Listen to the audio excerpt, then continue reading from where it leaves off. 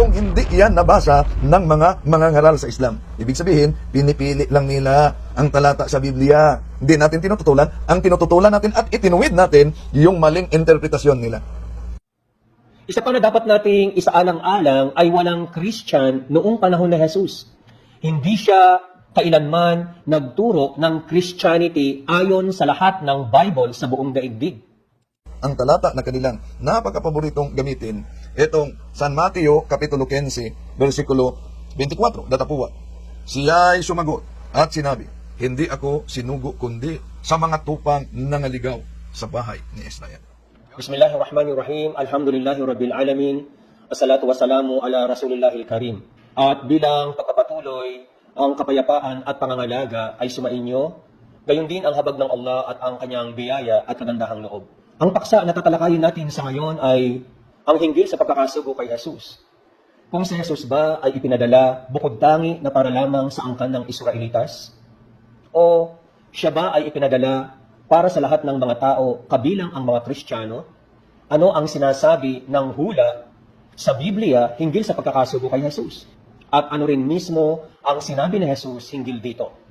At kung ano rin ang sinasabi ng Quran hinggil sa pagkakasugo kay Jesus. Dahil ayon kay Brother Wendell Talibong ng CFD, Catholic Faith Defender, na ang mga balik Islam na tagapangaral ay mali ang kanilang interpretasyon sa mga talata ng Biblia. Na pinipili lamang daw namin ang talata sa Biblia at binibigyan namin ito ng sariling pakahulugan. Ibig sabihin, pinipili lang nila ang talata sa Biblia. Hindi natin tinututulan. Ang tinututulan natin at itinuwid natin yung maling interpretasyon nila. Kung gayon, Brother Wendell Talibong, sino sa mga tagapangaral mula sa mga kakristyanuhan ang nakapagbigay ng tamang interpretasyon o pakahulugan sa mga talata ng Biblia? Mantakin ninyo sa dinami-rami ng mga sekta ng Kristyanismo ay hindi sila nagkakasundo sa isa't isa na ang bawat sekta ay nag-aangkin na sila ang nasa tama at ang lahat bukod sa kanila ay pawang nasa kamalian na. Sa katunayan, hindi nire-represent ni Wendell Talibong at ng kanyang grupo ang pinaka-holistic o kabuuan ng Christianity dahil isa lamang sila sa napakaraming sekta nito. Karagdagan pang sinabi ni Wendell Talibong, Tama na ang ating Panginoong Kristo ay sinugo sa mga Israelita. Pero, tandaan natin, ang kanyang mga disipulo, ang kanyang mga apostoles, ay inutusan niya San Mateo Kapitulo 28, versikulo 19. sa makatuwid, ano ba ang katotohanan hinggil dito? Ano ba ang kahulugan ng mga nasyon na nakasulat sa Mateo 28:19? Tama ba si Wendell Talibong sa kanyang pakahulugan? Hayaan nating suriin ito ng maigi. Na kung kaya, mababatid natin ang tunay na kahulugan nito sa sinabi mismo ni Jesus sa Mateo 19:28. Sinabi ni Jesus sa kanila, katotohanang sinasabi ko sa inyo na sa pagbabago ng lahat ng mga bagay, kapag uupo na ang anak ng tao sa kanyang maluwalhating trono, kayong mga sumunod sa akin ay uupo rin sa 12 trono na naghuhukom sa 12 lipi ng Israel. Ito ang tunay na kahulugan ng sinabi mismo ni Jesus na patungkol sa mga nasyon, tumutukoy sa mga angkan ng Israelitas. Kaya mapag-aalaman natin na itong Mateo 19 na ang talata ay 28 ang pinakahuling paksa patungkol sa pagkakasugo kay Jesus na siya ay para lamang sa 12 lipi ng Israel na ito ang pakahulugan ng tinatawag na mga nasyon. Ngayon, ang pinagbatayan lamang ni Brother Wendell Talibong na talata ay ang sa Mateo 15:24 na kanyang sinabi na hindi niya tinututulan na si Jesus ay ipinadala sa mga angkan ng Israelitas. Ang talata na kanilang napakapaboritong gamitin, itong San Mateo Kapitulo 15, versikulo 24, datapuwa. Siya'y sumagot at sinabi, hindi ako sinugo kundi sa mga tupang nangaligaw sa bahay ni Israel.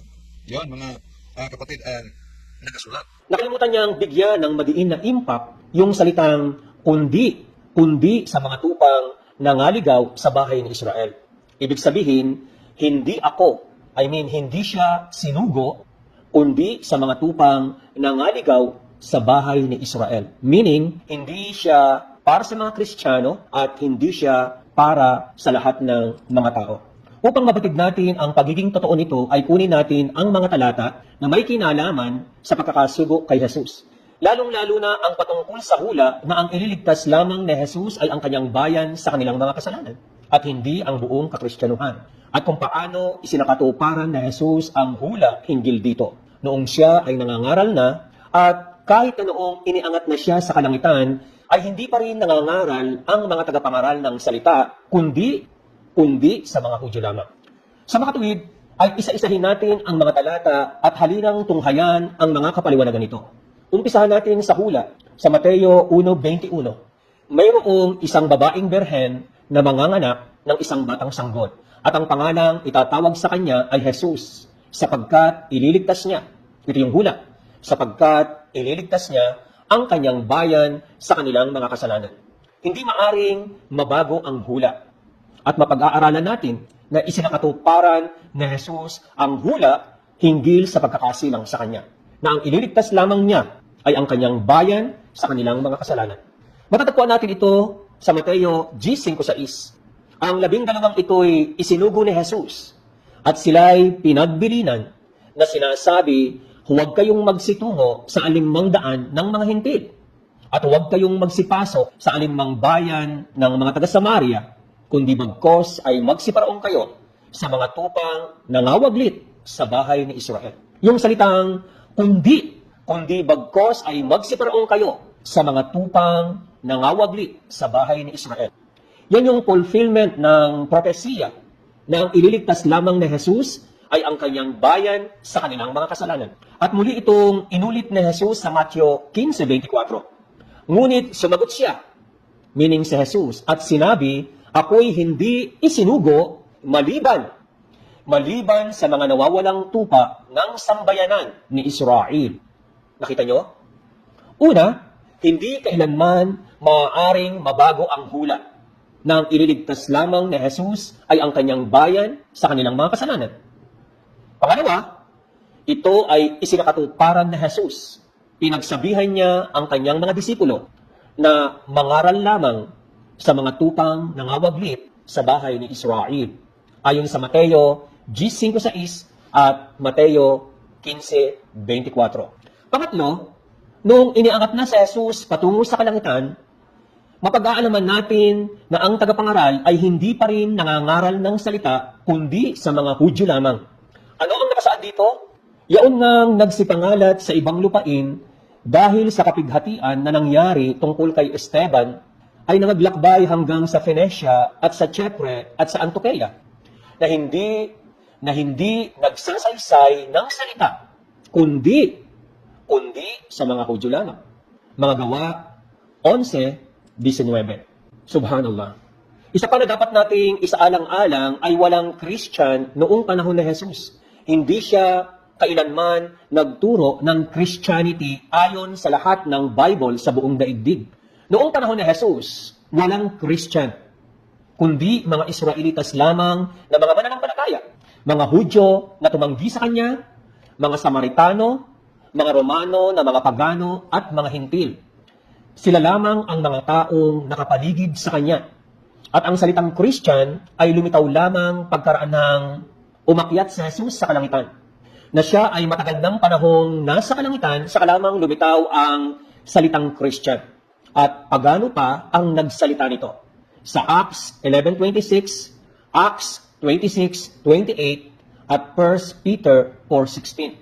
At mapag-aaralan din natin na hinamon ng Allah ang mga Kristiyano na magpakita sila ng katibayan kung sila ay matapat sa kanilang pag-angkin na ang Christianity nga ang tunay na relihiyon o pananampalataya na itinuro ni Jesus. At gamitin nila ang lahat ng Biblia na kanilang pinangahawakan. Ito'y nakalagay sa chapter 2 ng Quran na ang mga talata ay 111 hanggang 112. وقالوا لن يدخل الجنة إلا من كان هودا أو نصارى تلك أمانيهم قل هاتوا برهانكم إن كنتم صادقين. Batay sa pagkakasalin, kanilang sinasabi ng mga Hudyo at sinasabi ng mga Kristiyano, walang sino man ang makapapasok ng paraiso hanggat siya ay hindi nagiging isang Hudyo o hanggat siya ay hindi nagiging isang Kristiyano. Ito'y kanilang bigong pagnanasa. Yun ang sinabi sa kanila ng Allah, subhanahu wa ta'ala.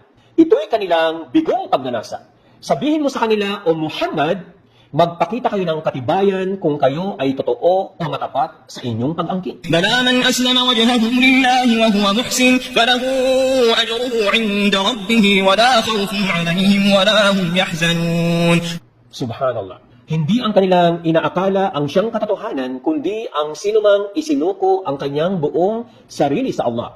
At siya ay gumagawa ng kabutihan. Ito yung kahulugan ng salitang Muslim. Ang pagsuko ng ganap o pagtalima sa kagustuhan ng Allah subhanahu wa ta'ala. Sa makatuwid, ang kanyang gantimpala ay nasa sa Allah na kanyang Diyos na tagapaglikha at ang katulad nila ay walang dapat katakutan at hindi sila magdadalamhati. More than 1,400 years na ngayon ang nakararaan ang paghamon na ito ng Allah. Walang sino man mula sa mga Kristiyano, mula sa mga preacher, mula sa mga pare, mula sa mga ministro, mula sa mga diakono, mula sa mga elder, mula sa kahit na sino mang pinakamaalam na Kristiyano sa buong daigdig ang natapatan ang paghamon na ito. Magpakita kayo ng katibayan kung kayo ay totoo at matapat sa inyong pag-angkin. Hawak-hawak nila ang Biblia, subalit wala silang maipakita na kahit na isa man. Subhanallah. At mapag-aaralan din natin na ang pagkakasugo kay Jesus batay sa hula at batay mismo sa mga sinabi niya ay pinatunayan ng Allah subhanahu wa ta'ala sa banal na Quran. وإذ قال عيسى ابن مريم يا بني إسرائيل إني رسول الله إليكم. At tandaan ang sinabi ng Jesus na anak ni Maria, o mga angkan ni Israel, ako ay sugo ng Allah sa inyo. Ito ay matatagpuan sa chapter 61 na ang talata ay 6. Sa isa pang talata, sinabi ng Allah subhanahu wa ta'ala, ورسولا إلى بني إسرائيل أني قد جئتكم بآية من ربكم. at gagawin namin siya, ibig sabihin si Jesus, at gagawin namin siya na sugo sa mga angkan ng Israelitas, na kanyang sasabihin, ako ay dumating sa inyo na may palatandaan mula sa Allah na aking Diyos na tagapaglikha. Ito'y matatagpuan sa 3 kabanata na ang talata ay 49. Kaya ito ang isa sa kadahilanan kung bakit ipinahayag ang Quran kay Propeta Muhammad sallallahu alaihi wasallam. ونزلنا عليك الكتاب تبيانا لكل شيء وهدى ورحمة وبشرى للمسلمين. At hindi namin ibinaba sa iyo o Muhammad ang aklat, ibig sabihin ang Quran, kundi bilang paglilinaw sa lahat ng bagay at nagsisilbing gabay at habag at magandang balita para sa mga yaong isinusuko ang sarili at tumatalima ng ganap sa Allah bilang mga Muslim. Na matatagpuan natin sa chapter 16 na ang talata ay 89. Sa isa pang talata, sinabi pa rin ng Allah, وما أنزلنا عليك الكتاب إلا لتبين لهم الذي اختلفوا فيه وهدى ورحمة لقوم يؤمنون. at hindi namin ibinaba ang aklat sa iyo o Muhammad, kundi upang linawin ng malinaw na pagkakalinaw ang hinggil sa mga bagay na hindi na nila napagkakasunduan sa isa't isa, kung patungkol sa relihiyon at sa mga alituntunin nito. At ito'y nagsisibing gabay at habag para sa mga yaong naniwala. 16 na kabanata na ang talata ay sa 64, naway sa pamagitan ng paglalahad ng mga katibayang ito ay manaig ang katotohanan sa buong pagkatao ng bawat mamamayang Pilipino, na sa pamagitan ng habag at gabay ng Allah ay magmana ang bawat isa sa atin ng paraiso sa kabilang buhay. Ganun din ang ating mga mahal sa buhay, ang ating mga pamilya at ang lahat ng magmumula sa ating saling lahi hanggang sa dulo ng panahon. Subhanaka Allahumma wa bihamdik, asyhadu an la ilaha illa anta wa astaghfiruka wa atubu ilaik. Wa akhiru dawana anil hamdulillahi rabbil alamin. Wa sallallahu ala Muhammadin wa ala alihi wa sahbihi ajma'in. Wassalamu alaikum warahmatullahi wabarakatuh.